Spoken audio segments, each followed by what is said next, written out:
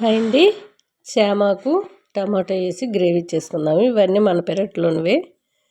బెండకాయలు అయితే తర్వాత మనము పొకడిల్లాగా వేసుకోవచ్చు. ఇంకోసారి ఇలా శ్యామాకులు ఒక 10 వరకు తీసుకొచ్చాను, కానీ కొన్నే వండాను, కొన్ని అయితే పెట్టేశాను.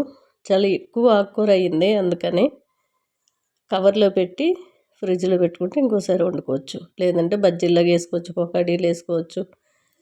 ఇలా చామాకు సన్నగా తరిగి ఒక 4 టమాటాలు, ఒక 2 స్పూన్ల వరకు నువ్వులు మిక్సీ గిన్నెలో వేసుకొని మెత్తగా పేస్ట్ చేసుకోవాలి.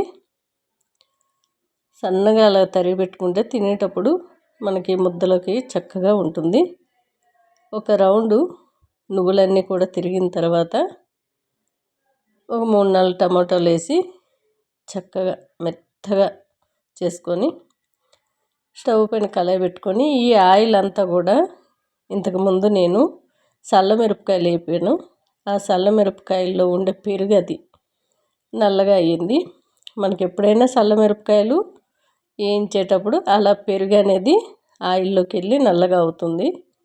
దాంట్లో కొద్దిగా ఆవాలు జీలకర్ర వేసుకొని సన్నగా తరిగి పెట్టుకున్న ఉల్లిపాయ ముక్కలు, కొద్దిగా పసుపు, రాళ్ళుప్పు, ఉల్లిగడ్డ అంతా కూడా వేగిన తర్వాత ఈ రుబ్బు పెట్టుకున్న టమాటో నువ్వులంతా వేసి బాగా కలిపి కాసేపు మూత పెట్టుకొని ఆయిల్ అంతా పైకి వచ్చే వరకు ఉడికించుకోవాలి.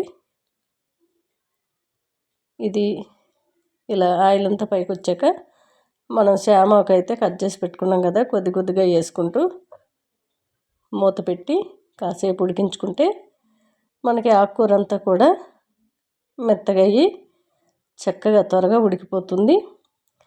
దీని టేస్ట్ మనకి ఎలా ఉంటుందంటే చామ దుంపల్లానే ఉంటుంది. మిక్సీ జార్ కడిగి కొద్దిగా వాటర్ అయితే యాడ్ చేశాను. మనకి చామ ఆకు కూడా చామ దుంపల కర్రీ టేస్టే వస్తుంది, బాగుంటుంది చాలా. ఇలా కాసేపు ఉడికిన తర్వాత మీరు ఎంత కారం తినగలిగితే అంత కారం పొడి, గరం మసాలా వేసి బాగా కలిపేసుకొని కాసేపు మూత పెట్టి ఉడికించుకొని మళ్ళీ స్టవ్ బంద్ చేస్తే మనకి చాలా టేస్ట్గా ఉంటుందండి. చపాతీ అయినా రైస్ అయినా. చూసారు కదా, నేను స్టవ్ బంద్ చేసాను.